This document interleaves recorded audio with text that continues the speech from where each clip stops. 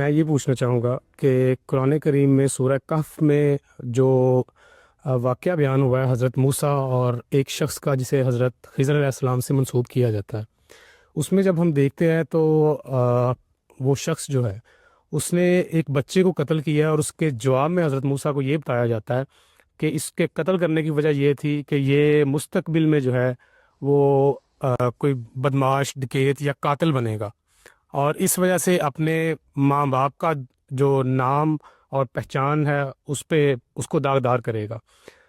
باقی کے جو واقعات ہیں، دیوار کا گرانا اور کشتی میں جو ہے وہ سوراخ کرنا، اس کو بھی اگر دیکھا جائے تو ایسا لگتا ہے کہ جیسے اچھائی یا برائی جو ہے یہ پہلے سے ڈٹرمنڈ ہے، اور اگر یہ پہلے سے ڈٹرمنڈ ہے تو پھر جزا اور سزا کیسی؟ سلامتی ہے ان آنکھوں پہ جو ہدایت پہ نظریں جمائے بیٹھی ہیں، ان کانوں پہ جو ذکر خیر کے منتظر رہتے ہیں، اور ان قدموں پہ جو ہدایت کی راہ پہ گامزن ہیں۔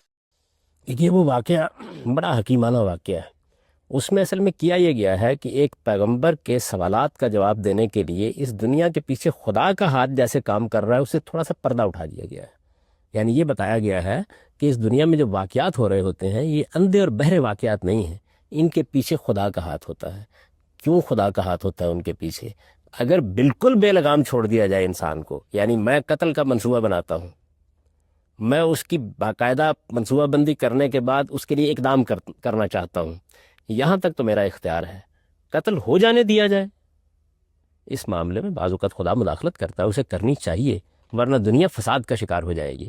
وہاں جو سوال کا جواب دیا گیا وہ یہ ہے کہ یہ نوجوان اپنے والدین کے لیے بہت بڑا مسئلہ بننے والا تھا، تو اس وجہ سے ہم نے اس کی زندگی ختم کر دی۔ یہ روز ہو رہا ہے، بچے مر رہے ہیں، لڑکپن میں لوگ دنیا سے رخصت ہو رہے ہیں، نوجوان دنیا سے رخصت ہو رہے ہیں۔ یہ اس سوال کا جواب دیا گیا ہے کہ یہ کیوں ہو رہا ہے، اس کا ایک جواب، یہ نہیں بتایا گیا کہ سارے جواب ہے، ایک چیز سے پردہ اٹھا کے یہ بتا دیا گیا ہے کہ اس کے پیچھے خدا کی یہ حکمتیں ہوتی ہیں۔ یعنی خدا مداخلت کرتا ہے، اور مداخلت کرنے کے بعد، لیکن اس کا مطلب یہ نہیں ہے کہ اس مداخلت کے نتیجے میں میں بری ذمہ ہو جاتا ہوں۔ اس کو دیکھیے چند اصولوں میں سمجھ لیجئے۔ میں یہاں سے ارادہ کرتا ہوں کہ مجھے حج کرنے کے لیے جانا ہے، ایک نیکی کا کام ہے، میں نے اس کے لیے روپیہ جمع کیا ہے، میں نے اپنا گھر بار چھوڑا ہے، میں نکل کھڑا ہوا ہوں، راستے میں حادثہ ہو گیا اور میں نہیں کر سکا، تو مجھے کیا اس نیکی کے اجر سے محروم کر دیا جائے گا؟ قرآن کا جواب یہ ہے کہ نہیں، وہ نیکی آپ کی نیت کی بنیاد پر آپ کو حاصل ہو جائے گی۔ اللہ تعالیٰ نے روک دیا، نہیں ہونے دیا، اس میں کچھ مصلحتیں ہوتی ہیں، ان میں سے کچھ مصلحتیں ہیں جس کو واقعہ خضر میں بیان کر دیا گیا ہے۔ بالکل اسی طریقے سے میں گھر سے نکلتا ہوں، کسی آدمی کو مارنے کے لیے نکل کھڑا ہوتا ہوں، تو کیا ہر آدمی کو لائسنس دے دیا جائے کہ وہ جب کسی کو مارنا چاہے مار دے؟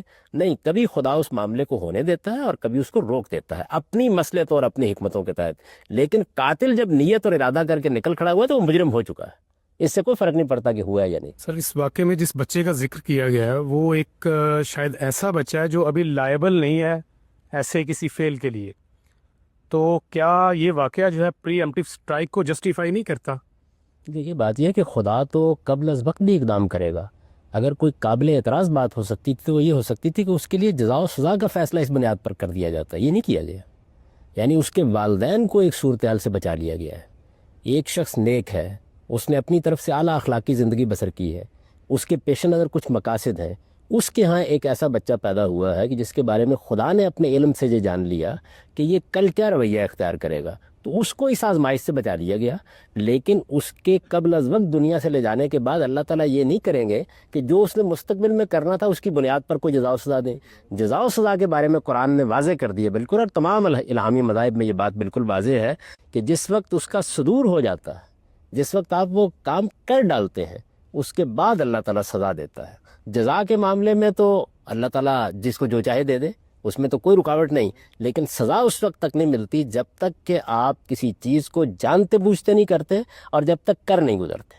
اللہ تعالیٰ کے علم میں اس بچے کو پیدا کرتے وقت یہ بات نہیں تھی، اور اس کو پیدا کرنا اور کرنے کے بعد ہلاک کرنا ضروری تھا؟ بہت اچھا سوال آپ نے کیا۔ دیکھیے، والدین کو ایک بچہ دینا بھی ضروری تھا۔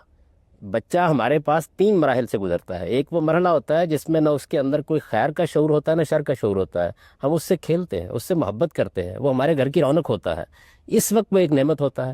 پھر وہ لڑکپن کی زندگی میں داخل ہوتا ہے تو کچھ ذمہ داریاں اس سے متعلق ہوتی ہیں، یہ والدین کا امتحان ہے جس سے ان کو گزارا جاتا ہے۔ پھر وہ وقت آتا ہے جب وہ جوان ہونے کے بعد اپنے خیر و شر کے ساتھ نمودار ہو جاتا ہے، تو اس سے پہلے فیصلہ کر دیا گیا۔ پہلے دونوں مراحل سے کیوں محروم کیا جائے؟ اس لیے کہ پہلے دونوں مراحل تو عظیم نعمت ہے۔ یعنی آپ کبھی گھر میں کھیلتے ہوئے ہمکتے ہوئے بچوں کو دیکھیے. میں تو اس عمر میں پہنچا ہوں جہاں میں بچوں کو دیکھتا ہوں, اپنے بچوں کے بچوں کو دیکھتا ہوں, تو میں یہ محسوس کرتا ہوں کہ شاید خدا اس سے بڑی کوئی نعمت نہیں پیدا کر سکتا آپ کے لیے. وہ بچے بڑے ہو کر کیا ہوں گے کچھ نہیں کہا جا سکتا. یعنی ممکن ہے کہ ارسطو افلاطون بن جائے, ممکن ہے کہ شیطان بن جائے.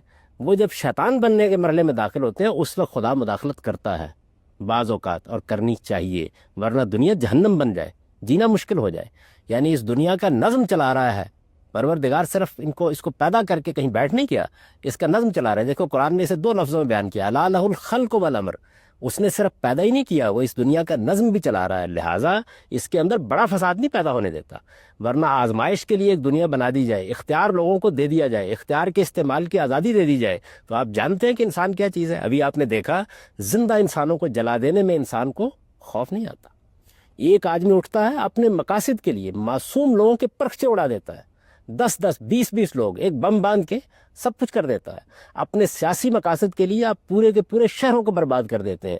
یہ کوئی معمولی درجے کے جرائم ہیں. تو بعض اوقات ان جرائم کو روکنا پڑتا ہے. اس کی وجہ یہ ہے کہ یہ ایک حد سے اگر بڑھ جائے تو آزادی اور اختیار کا استعمال تو ہو جائے گا, لیکن شاید دنیا ہی ختم ہو جائے گی. تو ایک توازن قائم رکھتے ہیں اللہ تعالیٰ کہ کتنی حد تک اس آزمائش کو جاری رکھنا اور کتنا نہیں رکھنا.